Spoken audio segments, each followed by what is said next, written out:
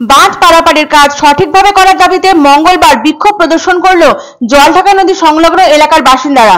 দীর্ঘ কয়েক বছর পর শুরু হয়েছে জলঢাকা নদীর বাঁধের পারাপারের কাজ, তবে তা হচ্ছে না সুষ্ঠুভাবে। এই মর্মে মঙ্গলবার সেচ দপ্তরে স্মারকলিপি প্রদান করেন জলঢাকা নদী সংলগ্ন এলাকার বাসিন্দারা। বর্ষা এলে চেনা শান্ত চিত্র বদলে যায় জলঢাকা নদীর। নদী গ্রাস করে চাষের জমি থেকে ভিটে মাটি। কৃষিকাজ করে জীবিকা নির্বাহ করা মানুষগুলোর একের পর এক ফসল ফলানো চাষের জমি চলে যায় নদী গর্ভে। সমস্যার সম্মুখীন হতে হয় জলপাইগুড়ি, ধূপগুড়ি, মাগুরমারি 2 নম্বর পঞ্চায়েত এলাকার বাসিন্দাদের। গ্রামবাসীদের দাবিতে অবশেষে নদী বাঁধ নির্মাণ কাজ শুরু হয়েছিল জলঢাকায়, তবে জলঢাকা নদীর বাঁধের পারাপারের কাজ শুরু হলেও তা হচ্ছে না সুষ্ঠুভাবে। প্রায় 1050 মিটার নদী বাঁধ নির্মাণে বরাদ্দ হয়েছিল প্রায় 1.5 কোটি টাকা। উল্লেখ্য, জলঢাকা নদী উত্তরবঙ্গের একটি অন্যতম প্রধান নদী। এই নদীতে প্রায় সারা বছর জল থাকে, তবে বর্ষার মরশুমে জলপ্রবাহ বৃদ্ধি পায়। বর্ষায় নদীর স্রোতধারা বৃদ্ধি পেলে বন্যা কবলিত হয় নদী তীরবর্তী এলাকা, পাশাপাশি পরিলক্ষিত হয় ভাঙন।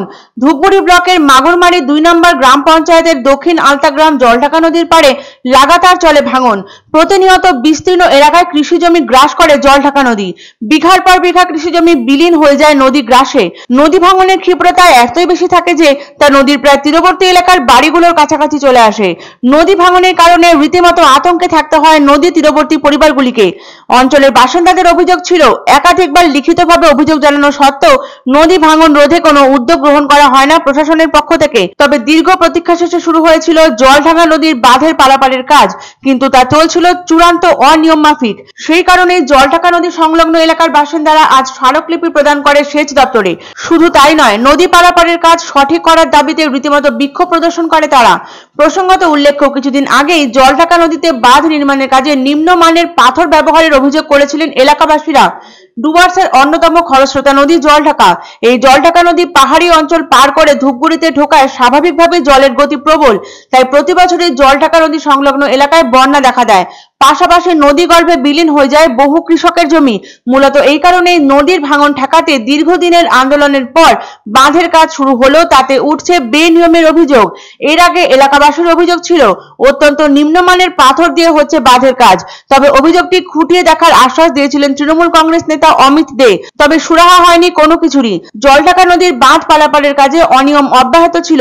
কাজে ব্যবহৃত সামগ্রীগুলি অত্যন্ত নিম্নমানের। এই সকল সামগ্রী দিয়ে বাঁধ বাঁধানো হলেও তার স্থায়িত্ব নিয়ে প্রশ্ন থেকেই যাচ্ছিল এলাকাবাসীর মনে। এই বাঁধ নির্মাণের জন্য তাদের আন্দোলন করতে হয়েছিল বেশ কয়েক বছর। অবশেষে কাজ শুরু হলে তাতেও বিপত্তি।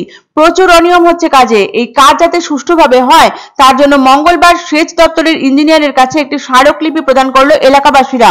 তাদের বহু প্রতীক্ষার ফলে জলঢাকা নদীর বাঁধ পারাপারের কাজ শুরু হয়েছে, কিন্তু এই কাজে সুষ্ঠুতার অভাব মোটেই মানতে পারছেন না তারা চায় নিয়ম মেনে উন্নত মানের নির্মাণ সামগ্রী দিয়ে সম্পন্ন হোক কাজ। কারণ প্রত্যেক বছর বন্যায় চাষের জমি ডুবে যাওয়ায় অপূরণীয় ক্ষতির সম্মুখীন হতে হয় তাদের। তাই জলঢাকা নদীর বাঁধ পারাপার সংক্রান্ত ঘটনায় কোনো রকম আপোষ করতে চায় না তারা। সুষ্ঠুভাবে নিয়ম মাফিক কাজ হোক, যাতে বর্ষায় জলঢাকার জলোচ্ছ্বাসে ক্ষতিগ্রস্ত না হতে হয় তাদের বসতবাড়ি থেকে চাষের জমি। এটাই এখন আর্জি এলাকাবাসীর। না, আমরা তো কাজ বন্ধ করার উদ্দেশ্য নেই, আমাদের কাজটা নিয়েই কথা। দীর্ঘদিনে যেহেতু অভিযোগ ছিল, দীর্ঘ 2.5 বছর ধরে আমরা লড়াই করতেছি একটা ভূমি রক্ষা কমিটির মাধ্যম দিয়ে। তো সেটা আমাদের আজকে সফলতা আসলো 2024 সালে। আমরা আশা করতেছি কাজটা যেন ভালোভাবে সুষ্ঠুভাবে হয়, পরিকাঠামোগত যাতে কাজগুলো সঠিকভাবে আমরা পাই।